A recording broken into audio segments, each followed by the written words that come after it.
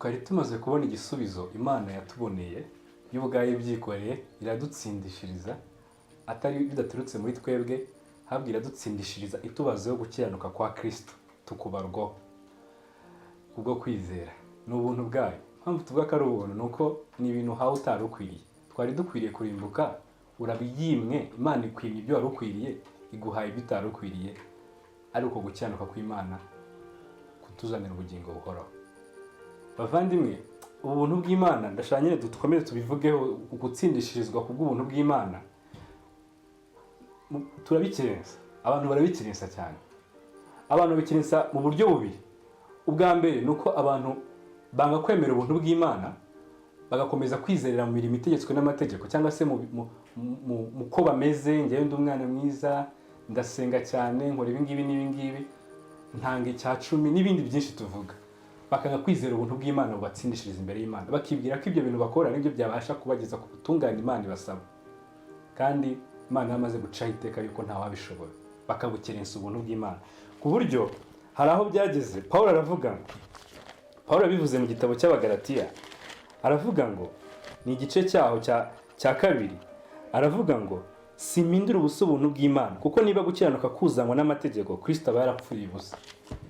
Niba hari ugukiranuka kwatangwa kuzanwa n'amategeko, Kristo yaba yarapfuye ubusa. Nko kuvuga ngo Yesu ntari ukwiye no gumpfira, mfite uburyo nari gukora ibi byose ndabishoboye nkabikora, ukanyemera, nta buryo, sinzi impamvu wampfiriye. Cyangwa se ugasanga nawe ati Yesu yarampfiriye kugira ngo nongereho ibi ngibi bita bimpesha ubugingo buhoraho. Hoya, Yesu yagupfiriye kuko utarushoboye n'ikintu na kimwe, kugira ngo wakigushoboze noneho sasa. Ntabwo ari ukugira ngo apfe mufatane, wowe wongereho ibi ngibi nawe agupfire kugira ngo bihuze hamwe biguheshe kungwa n'Imana. Hoya, yaje gukora umurimo wari warakunaniye burundu utabasha no kwikorera, akunga n'Imana. Hari abantu bakerensa ubuntu bw'Imana, bakanga kwemera ubuntu bw'Imana, bagakomeza kwiringira imibiri yabo. Pawulo yaravuze ngo ngiye sinabasha kwiringira umubiri wanjye mu Bafilipi, ati gusa icyari ibyo ari byo byose nabo biringira imirimo yabo, yuko imibiri yabo yuko ari cyo bayikoramo kikabasha gukiranuka, nabo nabarusha. Aravuga ngo nari umuyuda, ndi umwisiraheli, nari mu Benyamini, ndi umuryango wa Benyamini, ndi umuheburayo, ndi umufarisayo, ukubijyanye n'amategeko y'Imana nari inyangamugayo, nageragezaga kuyumvira. Ariko aravuga ngo ibyo byose byampindukiye amase, ndetse mbibona nk'umwanda kubw'ubutunzi butagira akagero bubonerwa muri Kristo, ngo kugira ngo, avuga ijambo ryiza, kugira ngo mboneke muri we, muri Kristo, ndafite gukiranuka kwanjye kuzanwa n'amategeko, ahubwo mfite gukiranuka kw'Imana guheshwa no kwizera. Muze gusoma igitabo cy'Abafilipi igice cya 3. Mfite gukiranuka kw'Imana guheshwa no kwizera, nuko Imana kuzuye niko dukeneye. Rero hari abantu bakerensa ubuntu bw'Imana bakanga kubwemera. Hari n'abandi bwa kabiri bakerensa ubuntu bw'Imana, bakavuga ngo ubwo rero ari ubuntu bw'Imana, akatwikorera ibyago Kristo yabirangije. Pawulo mu gice cya 6 cy'Abaroma aravuga ati ntibikabeho, ntibishoboka ko ibyo bintu byaba, kubera yuko icyatuzaniraga umujinya hagati yacu n'Imana ni icyaha. Ni gute se Yesu yadupfira kugira ngo dukomeze dukore ibintu yanga? Ntabwo bishoboka. Ntabwo yadupfira yabakozi, ntabwo bibaho. Yadupfiriye ahubwo kugira ngo adushoboze no gukiranuka. Ntabwo yadupfiriye kugira ngo dukomeze twibere mu byaha. Ibyo kosa ntabwo Imana rikora. Muri mu gice cya 3 Pawulo aravuga ngo hoya, burya igihe mutsindishije cyangwa igihe Kristo apfa, namwe mwari muri we, mwarapfuye, mumaze gupfa. Umuntu wa Adamu wa mbere arapfa, muzukira muri we, amaze kuzuka muzuka muri Adamu mushya, muri Adamu wa nyuma, ari we Kristo. Bivuze rero ko ntushobora gukomeza kuba ubuzima bwo muri Adamu wa mbere kandi yarapfuye. Ugukomeje kuba mu buzima bwo muri Adamu wa mbere kandi yarapfuye, ubwo twanakibaza niba warageze no muri Adamu wa nyuma, ahubwo ugushobora kuba ukiri muri Adamu wa mbere uri kubeshya. Rero nuko bimeze. Rero kubera iki ibi bintu bikomeye byo gutsindishirizwa na Yesu Kristo ari ukwiriye? Icyambere twabonye yuko gukiranuka kwacu ntacyo kuvuze, ntabwo kwabasha kudutsindishiriza. Dukeneye gukiranuka kwa Kristo. Niyo mpamvu ubushize twari twasomye yuko mu Bakorinto igice cya 2, Abakorinto ba 2 cya 5:21, yuko utigeze kumenya icyaha Imana yamuhinduye icyaha ku bwacu, kugira ngo muri we duhinduke gukiranuka kw'Imana. Muri we duhinduke gukiranuka kw'Imana, duhinduke twe abari abanyabyaha. Yesu yahindutse icyaha, natwe duhindutse abakiranutsi, duhindutse gukiranuka kw'Imana. Birakomeye. Noneho si icyo gusa, uko guhinduka gukiranuka kw'Imana hari cost byasabye. kugira ngo ibi bintu bibeho? Kuki Kristo bigenze gutyo Imana ikamuhindura icyaha? Twibuke yuko twabonye yuko igihembo cy'ibyaha ni urupfu, kandi Imana ntibasha gutsindishiriza uwatsinzwe. Rwose usomye nko mu Kuva igice cya 23 mu 7, haraho Imana ari guha amategeko abisirayeli, avuga ngo wirinde cyane ibirego by'ibinyoma, ntukice utacumuye ukwiriye gutsinda umuziza akarengane, ngo kuko ntazatsindishiriza umunyabyaha. Ntabwo nshobora gutsindishiriza umunyabyaha ngo mureke agende ntamuhane, ntibibaho. No mu Kuva 34:7 haravuga ngo ntitsindishiriza na hato abo gutsindwa. Ntitsindishiriza, Imana ntishobora gutsindishiriza na gato wo gutsindwa. Niba watsinzwe igomba kuguhana, kuko irera. Imana irera, ntishobora gutuma icyaha kigenda kidahana. Ni gute rero Imana yibuze kudutsindishiriza tukabarwa gukiranuka kwayo kandi nanone duhari, kandi duhana turaba turimbutse? Ni gute byashoboka? Dusomeye Yesaya 53. Haravuga ngo nabundi basomeye yose, mvuga imirongo imwe n'imwe. Babatangira bavuga ukuntu Kristo mu buzima yabayeho mu isi, yabayeho ubuzima bubabaje cyane, ndetse nta n'umwe wamuhaga icyubahiro akwiriye. Hari nabo bagira bakavuga ngo yarasuzugwaga gatuko akangwa n'abantu, yari umunyamibabaro wamenyereye intimba, yasuzugwaga nk'umuntu abandi bima amaso, natwe ntitumwumve uko twamubona uko yarari. Nta shusho y'ubwiza twamubonaga isanzwe y'ubwiza bwa muntu, kuko no mu Bafilipi baravuga ngo yaramanutse, kuko guhana n'Imana atabonye ari ibyo kugundirwa, yicisha bugufi, aza kuba imbata, aza kuba umugaragu hasi cyane, kugira ngo ndetse ntiyanga no gupfa urupfu rubi rwo ku musaraba rw'iso, kuko wapfaga ku umusaraba yabaga bivuze ikivume. Ibyo rero nibyo Kristo yakoze. Hano rero barekana ko ubuzima yabayeho ntabwo bwari ubuzima buri worthy bwo kubahwa bw'iki, ariko ibyo byose bibayeho ku bwacu, njye nawe, kugira ngo asoze gukiranuka kose, ntagire n'icyaha na kimwe akora. Kane aravuga ngo ni ukuri intimba zacu nizo yishyizeho, imibabaro yacu nibyo yikoreye, ariko twebwe twamutekereje nk'uwakubiswe n'Imana agacumitwa nayo, agahitamishwa n'imibabaro. Yesu ibiriya bintu byose yaciyemo, iyo mibabaro yose ntara ku musaraba, bavuga ngo nabambwe. Hariya tuvuga ngo bari abantu se buriya, nawe ni wowe rwose.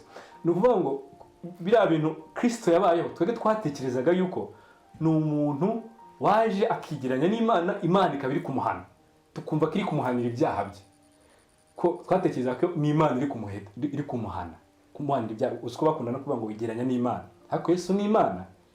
Igeranya n'Imana niko twakunda kuvuga, igeranya n'Imana, ariko Yesu ni Imana. Harangira avuga ngo nubwo ko twatekereje ko ari uko byari bimeze, nyamara koko yarahanwaga. Icyo kintu cyo nukuri, yahanwaga n'Imana. Yesu yahanwaga n'Imana, ariko ntiyahanwaga ibyaha bye. Kuko hano basabwa ngo nyamara ibicumuro byacu nibyo yacumitiwe, yashenjaguriye gukiranirwa kwacu, igihano kiduhesha amahoro cyari kuri we, kandi imibyimba ye ntiyadukirisha. Ni ukuvuga ngo koko yarahanwaga, ariko icyatumaga hanwa ni ibyaha byacu. Ni ukuvuga ngo aho icyaha kiri, Imana igomba kuhana, ntishobora kwirengagiza guhana. Ni ukuvuga ngo niba Imana yaradufashe idushyira muri Kristo, imaze kudushyira muri Kristo, Kristo abahindutse icyaha. Guhinduka icyaha, Imana itajya yirengagiza icyaha, igomba guhana. Imana arashenjagurwa, ariko yashenjaguriwe ibyaha byacu, apana ibyaha bye, kuko we nta cyaha yigeze agira ute akora. Ashenjagurirwa ibyaha byacu, igihano kiduhesha amahoro cyari kuri we. Ubusanzwe igihano ntabwo gihesha umuntu amahoro. Iyo bari kuguhana so wumva wishimye, wumva uri kubabara, ariko ni gute igihano kigiye kuduhesha amahoro? Nuko icyo gihano ni igihano cyacu, ariko kitari guhanwa kuri twebwe, ahubwo cyagiye ku wundi muntu uri kugihanwa mu cyimbo cyacu. Niyo mpamvu ni igihano kibonetse, kuko nikitaboneka ngo duhanwe, turagitegereje n'ubundi tuzagihanirwa iteka ryose. None icyo gihano kirabonetse, none ntikigiye no guhanwa kuri twebwe, kigiye guhanirwa ku wundi, kuko twagomba guhanirwa iteka ryose mu muriro. Gihaniwe ku wundi, ubwo icyo gihano kiraduhesha iki? Amahoro. Kiraduhesha amahoro. None hano ku murongo wa 10 aravuga ngo ariko Uwiteka yashimye kumushenjagura, yaramubabaje rwose. Kera nari nzi yuko Yesu yishwe n'Abaroma, ibintu nk'ibiriya byose, ariko mavandimwe, hano no murongo warankosoye, aravuga ngo Uwiteka yashimye kumushenjagura, yaramubabaje rwose. Imana niyo yari guhana Kristo ku musaraba, imuhanira ibyaha byacu. Nyine nkiyo somye hano mpita numva uburyo nyine hari abantu bavuga ati Imana n'urukundo, abantu ngo se yajunya abantu bayo mu muriro gute. Tekereza niba itarabashije kwihanganira guhana umwana wayikunda cyane kubera ko yahindutse umunyabyaha, ni gute wowe izakubabarira? Ni gute izakubabarira? biragoye, nta nubwo bibaho kwanza, kireka gusa niwizerera muri uyu nguyu wahaniwe mu cyimbo cyawe ukababarirwa, naho ubundi nta bundi buryo byashoboka. Ni ukuvuga ngo Imana yaramushenjaguye ngo yaramubabaje cyane, ubwo ubugingo bwe buzitambaho igitambo gikuraho, bavuga ngo ubwo ubugingo bwe buzitambaho igitambo cyo gukuraho ibyaha azabona urubyaro, azarama ibyo Uwiteka ashaka bizasohozwa neza n'ukuboko kwe, ngo azabona ibituruka mu bise by'ubugingo bwe bimwishimishe bimuhaze. Umugaragu wanjye ukiranuka azatuma benshi bahishwa gukiranuka no kumenya, kandi azishyiraho gukiranirwa kwabo.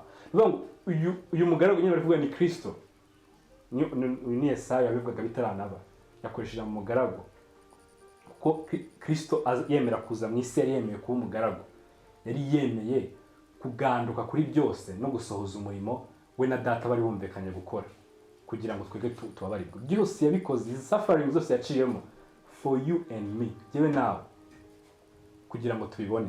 Ni ukuvuga ngo iyo aza kuba azi ko hari ubundi buryo wabibona ntabwo yari kwirirwa ajya kubabazwa, ariko ibi byose yabikoze kugira ngo tubashe kubabarirwa. Kandi kuvuga ngo ku musaraba w'indege ukuntu Imana yahanye Kristo binyereka uburyo Imana itabera, ntishobora gutsindishiriza uwatsinzwe. N'ikimenyimenyi yafashije ibyaha byacu bishyira muri we, Imana iramuhana bya nyabyo, umusuka w'umujinya wose, imaze kumusuka w'umujinya wose turababarirwa.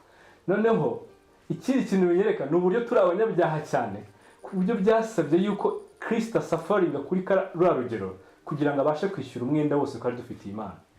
Ni ukuvuga ngo ushobora kuvuga ati ntabwo nari umunyabyaha cyane, ntuzajya uvuga ko utari umunyabyaha cyane, uzajya usubira ku musaraba urebe ukuntu Kristo byamusabye kubabara cyane kugira ngo arangizemo umwenda wose wari ufitiye Imana, amaremo umujinya wose wakuruye, umujinya wose w'Imana wakuruye kubera ibyaha byawe, awumaremo wose. Icyo byamusabye ajya gupfa yabwiye abigishwa be ngo yasenze inshuro 3 asubiramo amagambo amwe. Muvandimwe, sinzi niba byari byakubaho ukavuga ibintu usubiramo buri mwanya ujya gusenga usubiramo amagambo amwe, icyo kintu kiba kikuremereye cyane. Avuga ngo Data, niba bishoboka iki gikombe kindenze, ariko byose biba uko ushaka, kubera yuko cyari igikombe cy'umujinya w'Imana ugomba gusuka kuri we iteka ryose muri we. Kristo agiye kunywa mu masaha 3, agiye kuwukunywera wose, kandi Kristo yarakiranutse nk'uko twabibonye, nta cyagize akora, kugira ngo namara no gupfira ibyaha byawe akubareho gukiranuka kwe ubu uratsindishirijwe.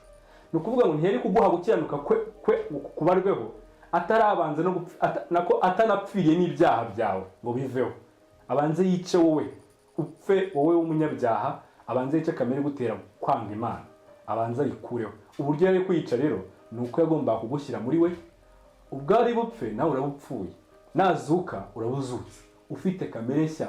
Niyo mpamvu bavuga ngo ugeze muri Kristo Yesu wese abahindutse icyaremwe gishya. Ntabwo bavuga ngo n'ijambo ry'Imana niko rivuga ngo umugaragu w'Imana azahesha benshi gukiranuka. Ni ukuvuga ngo ntihabaho gukiranuka utageze kuri Kristo. Bandi magambo, ntabwo ari Kristo kongeraho ibyawe, ahubwo ni Kristo wenyine gukiranuka. Igisobanuro cyo gukiranuka wenyine gusa, utongereye ibyawe, wenyine igisobanuro cyo gukiranuka. Niwe wenyine tubonerwamo gutsindishirizwa imbere y'Imana, kuko nta bundi buryo umuntu ashobora gutsindishirizwa imbere y'Imana. Ndetse ndi no gusoza, Pawulo yabibwiye n'Abisiraheli bari baramenye ubutumwa bwiza, ariko bakavuga ati ariko nanone tugomba gukurikiza imihango yacu yo gukebwa n'ibiki. Arababwira ati mva rero mbabwire, ibyo bintu muri kuvuga ntabwo ari byo. Uzi uko navuga? Aravuga ngo dore twebwe twavuze turi ni igice cya 2 cy'Abagalatiya umurongo wa 15, ngo dore twebwe twavuze turi abayuda ni turi abanyabyaha bo mu banyamahanga, nyamara tumenye yuko umuntu adatsindishijwe n'imirimo itegetswe n'amategeko, ahubwo atsindishijwe no kwizera Yesu Kristo. Dore ndetse natwe twizeye Yesu Kristo kugira ngo dutsindishijwe no kumwizera bitavuye ku mirimo itegetswe n'amategeko, kuko ari nta muntu uzatsindishijwe n'imirimo itegetswe n'amategeko. Natwe nubwo wenda ushobora ngo turi Abisiraheli ntabwo turi abanyabyaha b'abanyamahanga, kuko abanyamahanga bitaga abanyabyaha kuko nta n'Imana bari bazi, ariko natwe tumenye neza yuko dutsindishijwe no kwizera Yesu Kristo, ntabwo ari n'imirimo itegetswe n'amategeko. Ndetse ku murongo igice cya 3 cyawo umurongo wa 10 aravuga ngo abiringira imirimo itegetswe n'amategeko bose ni ibivume, kuko byanditswe ngo havumwe umuntu wese udahirimbana ibyanditswe mu gitabo cy'amategeko byose ngo abikore. Ni ukuvuga ngo niba uvuga ngo ngiye kumvira amategeko ukicamo rimwe, ubwo niba wiyemeje ko kumvira amategeko ugomba kuyumvira yose utakuyemo na rimwe, niba uryishe uhisukurwamo. Kandi si no kuvuga ngo uyu munsi nubwo uyu munsi kuva igihe wavukiye umaze kwica kangahe, uri ikivume rero. Noneho uri ikivume, umva inkuru nziza. Ku murongo wa 13 aravuga mu gice cya 3 cy'Abagalatiya ngo Kristo yaducunguriye kugira ngo dukizwe umuvumo w'amategeko, ahindutse ikivume ku bwacu, kuko byanditswe ngo havumwe umuntu wese umanitswe ku giti. Yesu yagiye ku giti cy'ibivume ahinduka ikivume, ni umukiranutsi utigeze ukora icyaha ugiye guhinduka icyaha ku bwacu, ndetse n'ubutegetsi bw'iyi si bwahamije yuko ari umukiranutsi. Na Pilato yaravuze ngo uyu muntu nta cyaha mubonaho, ubutegetsi bw'isi buhamya yuko nta cyaha afite. Ariko ni gute se umuntu yaba nta cyaha afite akajya kubambwa? Ni ukubera yuko nyine agiye kugibwaho n'ibyaha byacu, bityo rero birakwiriye cyane ndetse kakwiye kubambwa. Rero Kristo yari abizi icyo agiye gukora, ntabwo ari nk'umuntu wari ubuzi ko agira. Yari abizi icyo agiye gukora, ko agiye kwishyiraho ibyaha byacu, nyamara ntabyo yakoze kugira ngo aducungure. Kumwizera rero biraza kuduhesha kongera kungwa n'Imana. Turabarwaho gukiranuka kwe n'ibyaha byacu biboneye ihaniro, kuko Imana itabasha gutsindishiriza uwatsinzwe. Bityo iradutsindishiriza ku bwa Yesu Kristo, kuko Kristo amaze gupfira ibyaha byacu. Bivuze yuko umuntu utizera Yesu Kristo azahanirwa ibyaha bye. Hariho uburyo bubiri: ni ukwizera ibyo Kristo yakoze ukabarwaho gukiranuka kwe, cyangwa se utamwizera umujinya w'Imana ukaguma kuri wowe. Ibyo tubisome mu butumwa bwiza bwa Yohana igice cya 3 umurongo waho wa nyuma, urabisoma rwose. Aravuga ngo utizera umwana umujinya w'Imana uguma, no kuvuga ngo rusanga umuriho, ariko umwizera ababonye ubugingo buhoraho. Noneho nk'uko twabyumvise, kugira ngo tubarirwe ibyaha nuko twashyizwe muri Kristo turapfa, tumaze gupfa tuzukira mu bugingo bushya, kuko Kristo yarazutse. Mu Bagalatiya igice cya 2 umurongo wa 20 uvuga ngo nabambanywe na Kristo, ariko ndiho, nyamara singiriho, ahubwo ni Kristo uriho muri nge. Ni Pawulo se suzi ko tutangiye kumenya inkuru ze. Yesu yarapfuye, yarazutse, yaragiye mu ijuru. Ni gute Pawulo kuvuga ngo nabambanywe na Kristo, ngo ndiho, nyamara singiriho, ahubwo ni Kristo uriho muri nge? Ni ibyo ngibyo byabaye. Ubwo Kristo yapfaga burya twashyizwe muri we. Narapfuye njye wa kera, njye muri Adamu wa mbere narapfuye, tuzukira muri we turi bashya. Ndiho ariko singiriho, ahubwo ni Kristo uriho muri nge.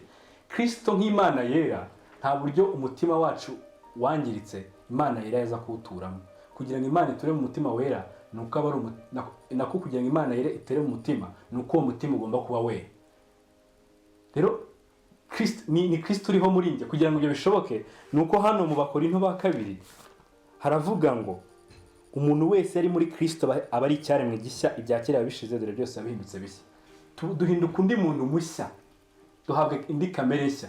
Iyo ngiyo niyo nshya itagira inenge, Mwuka wera, Imana nzima, Kristo. Ko Imana ni mu butatu bwera, azagaturamo akaba muri twe. Imana none igatura ahantu hera muri twe, igatura ahantu hera muri twebwe. Duhinduka icyaremwe gishya, duhabwa ubwo bugingo bushya Imana ibasha guturamo. Twarazutse twabandi bashya. Noneho Pawulo aravuga ngo nibyo nkora byose mbikoreshwa n'uwo wankunze akanyitangira. Noneho imirimo myiza sigaye nkora ntabwo nyikora kugira ngo nemerwe cyangwa kugira ngo ngire ubwo butungane bw'Imana, ndetse bisa nkaho atari nanjye ikora, ahubwo nyikoreshwa. Ni ukuvuga ngo kuko nizera Yesu Kristo, ibyo ubwabyo binsunikira gukora ibi bintu byiza gutya. Bikoreshwa n'uwo wankunze akanyitangira. Mu yandi magambo, ntabwo turi gukora imirimo myiza kugira ngo twemerwe, ahubwo kuko twamaze kwemerwa, ibyo ubwabyo bidusunikira kuba ubuzima tutatekereza ko twabasha no kubamo, kuko turi kubikoreshwa na Kristo none uri muri twe.